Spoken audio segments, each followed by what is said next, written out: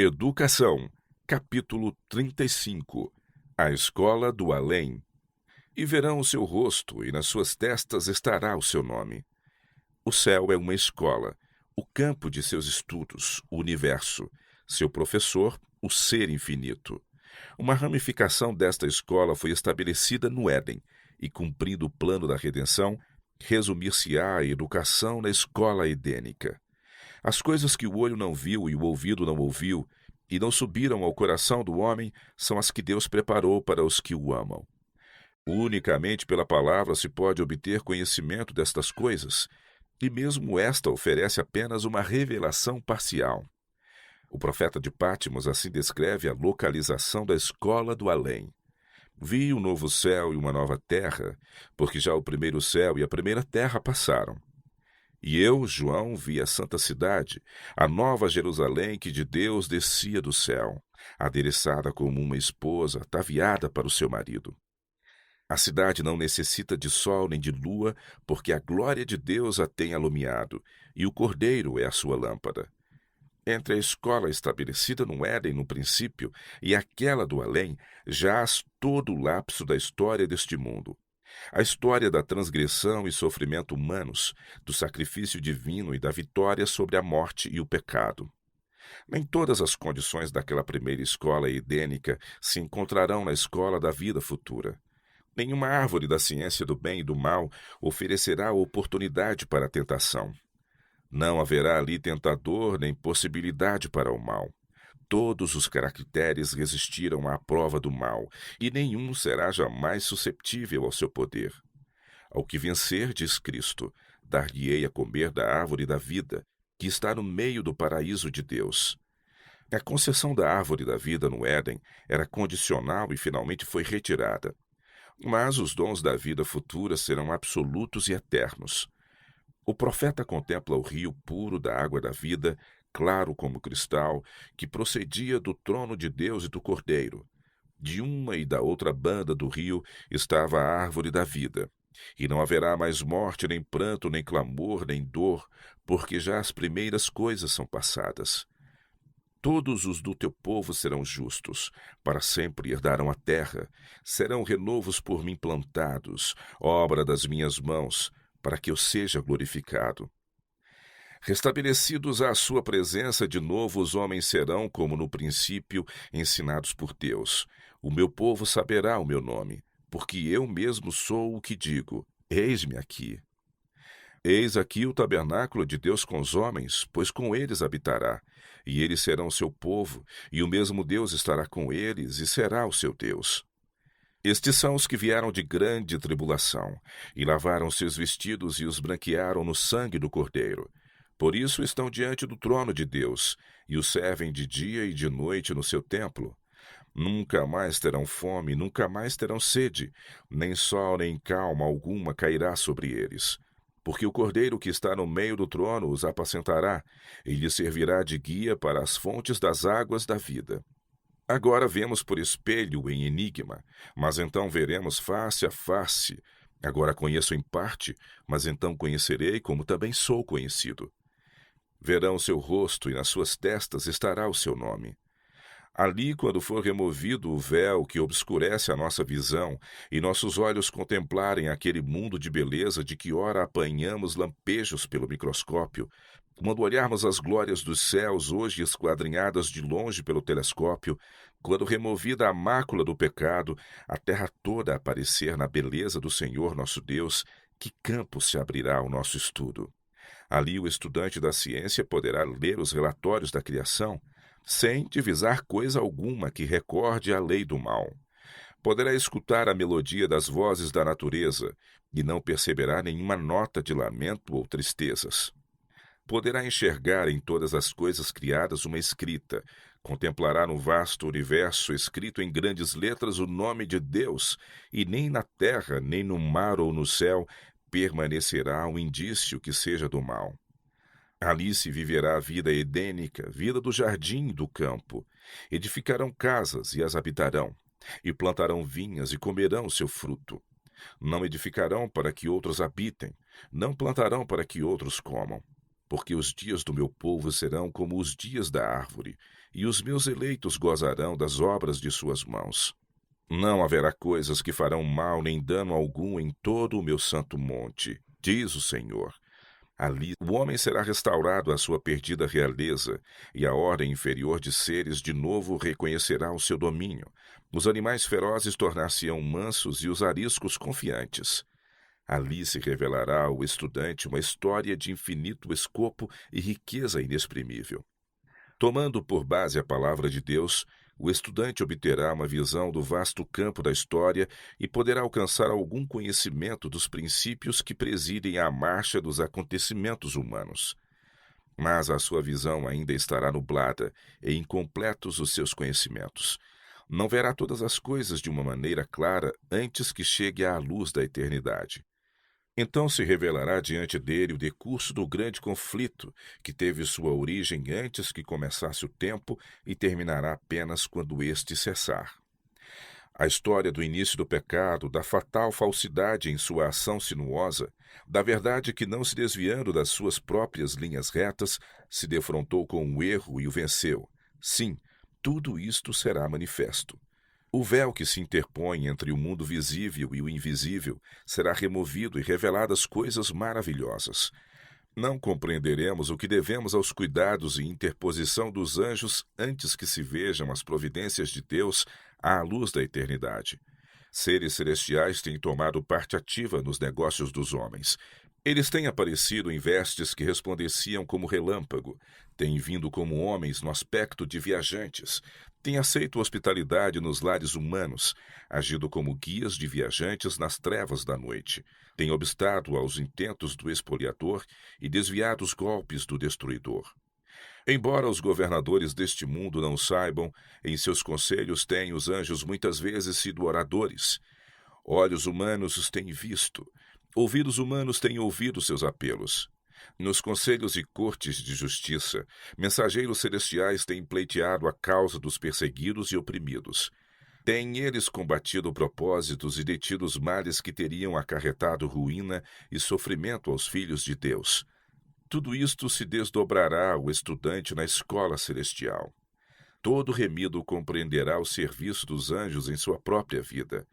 Que maravilha será entreter conversa com o anjo que foi o seu protetor desde os seus primeiros momentos, que lhe vigiou os passos e cobriu a cabeça no dia de perigo, que com ele esteve no vale da sombra da morte, que assinalou seu lugar de repouso, que foi o primeiro a saudá-lo na manhã da ressurreição e dele aprender a história da interposição divina na vida individual e da cooperação celeste em toda a obra em prol da humanidade.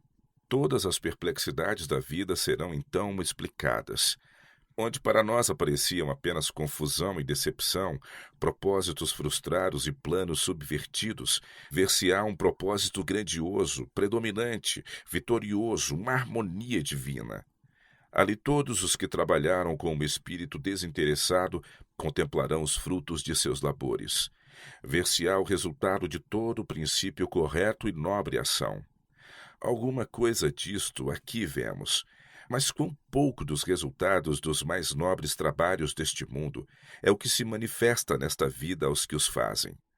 Quantos labutam abnegadamente e incansavelmente por aqueles que ficam além de seu alcance e conhecimento. Pais e professores tombam em seu último sono, parecendo o trabalho de sua vida ter sido feito em vão. Não sabem que sua fidelidade descerrou fontes de bênçãos que jamais poderão deixar de fluir. Apenas pela fé veem as crianças que educaram tornar-se uma bênção e inspiração a seus semelhantes, e essa influência repetir-se 1000 vezes mais. Muito obreiro há que envia para o mundo mensagens de alento, esperança e ânimo, palavras que levam bênçãos aos corações em todos os países. Mas, quanto aos resultados, nada sabe, afatigando-se ele em solidão e obscuridade. Assim se concedem dons, aliviam-se cargas, faz-se trabalho.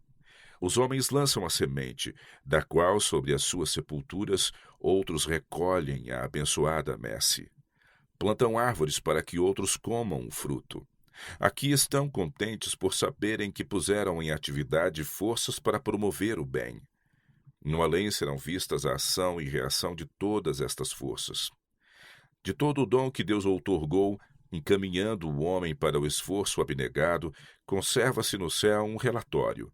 Examinar estes dons em suas extensas linhas, olhar para aquelas que, mediante nossos esforços, se reergueram e enobreceram, contemplar em sua história o efeito dos verdadeiros princípios, eis um dos estudos e recompensas da escola celestial. Ali conheceremos como também somos conhecidos. Ali o amor e simpatia que Deus plantou na alma encontrarão um mais verdadeiro e suave exercício.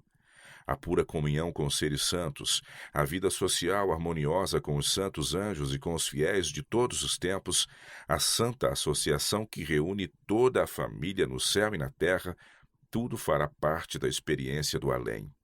Haverá ali música e cânticos que ouvidos mortais jamais ouviram nem o espírito humano concebeu, com exceção do que em visões de Deus se tem revelado.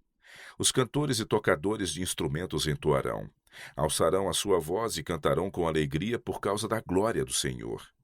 Porque o Senhor consolará a Sião, consolará todos os seus lugares assolados e fará o seu deserto como o Éden, e a sua solidão como o jardim do Senhor. Gozo e alegria se achará nela, ação de graças e voz de melodia. Ali toda a faculdade se desenvolverá, e toda a capacidade aumentará. Os maiores empreendimentos serão levados avante, as mais altas aspirações realizadas, as mais altas ambições satisfeitas. E todavia surgirão novas culminâncias a galgar, novas maravilhas a admirar, novas verdades a compreender, novos assuntos a apelarem para as forças do corpo, espírito e alma. Todos os tesouros do universo estarão abertos ao estudo dos filhos de Deus. Com indizível deleite, unir-nos-emos na alegria e sabedoria dos seres não caídos. Participaremos dos tesouros adquiridos através dos séculos empregados na contemplação da obra de Deus. E enquanto os anos da eternidade se escoam, continuarão a trazer-nos mais gloriosas revelações. Muito mais abundantemente, além daquilo que pedimos ou pensamos, será para todos sempre a concessão dos dons de Deus. Os seus servos o servirão. A vida na terra é o princípio da vida no céu. A educação na terra é a iniciação nos princípios do céu, e o trabalho aqui é o preparo para o trabalho lá. O que hoje somos no caráter e serviço santo é o prenúncio certo do que seremos. O Filho do Homem não veio para ser servido, mas para servir. A obra de Cristo neste mundo é sua obra nos céus, e a nossa recompensa por trabalhar com Ele neste mundo será o maior poder e mais amplo privilégio de com Ele trabalhar no mundo vindouro. Vós sois as minhas testemunhas, diz Deus. Eu sou Deus. Isso também seremos na eternidade. Para que foi permitido continuar o grande conflito através dos séculos? Por que foi que se não eliminou a existência de Satanás no início de sua rebelião? Foi para que o universo se pudesse convencer da justiça de Deus ao tratar com o mal, e para que o pecado pudesse receber condenação eterna. No plano da salvação há sumidades e profundezas que a própria eternidade jamais poderá compreender completamente, maravilhas para as quais os anjos desejam atentar. Apenas os remidos dentre todos os seres criados conheceram em sua própria experiência o conflito com o pecado, trabalharam com Cristo e, conforme os mesmos anjos não poderiam fazer, associaram-se em seus sofrimentos. Não terão eles qualquer testemunho quanto à ciência da redenção, algo que seja de valor para seres não caídos? Mesmo agora, aos principados e potestades nos céus, a multiforme sabedoria de Deus se faz conhecida pela Igreja, que nos ressuscitou juntamente com Ele e nos fez assentar nos lugares celestiais, para mostrar nos séculos vindouros as abundantes riquezas da sua graça, pela sua benignidade para conosco em Cristo Jesus. No seu templo cada um diz glória, e o cântico que os resgatados entoarão, cântico este de sua experiência, declarará a glória de Deus. Grandes e maravilhosas são as tuas obras, Senhor Deus Todo-Poderoso. Justos e verdadeiros são os teus caminhos, ó Rei dos santos. Quem te não temerá, ó Senhor, e não magnificará o teu nome? Porque só tu és santo. Em nossa vida aqui, posto que terrestre e restrita pelo pecado, a maior alegria e mais elevada educação se encontra no serviço em prol de outrem. E no futuro estado, livres das limitações próprias da humanidade pecaminosa, será no serviço que se encontrará a nossa máxima alegria e mais elevada educação, testemunhando e aprendendo novamente, sempre que assim o fizermos, as riquezas da glória deste mistério, que é Cristo em vós, a esperança da glória. Ainda não é manifesto o que havemos de ser, mas sabemos que quando ele se manifestar, seremos semelhantes a ele, porque assim como o é, o veremos. Então, nos resultados de sua obra, Cristo contemplará sua recompensa. Naquela grande multidão que ninguém pode contar, apresentada como irrepreensíveis com alegria perante a sua glória, aquele cujo sangue nos redimiu e cuja vida nos ensinou, verá o trabalho da sua alma e ficará satisfeito.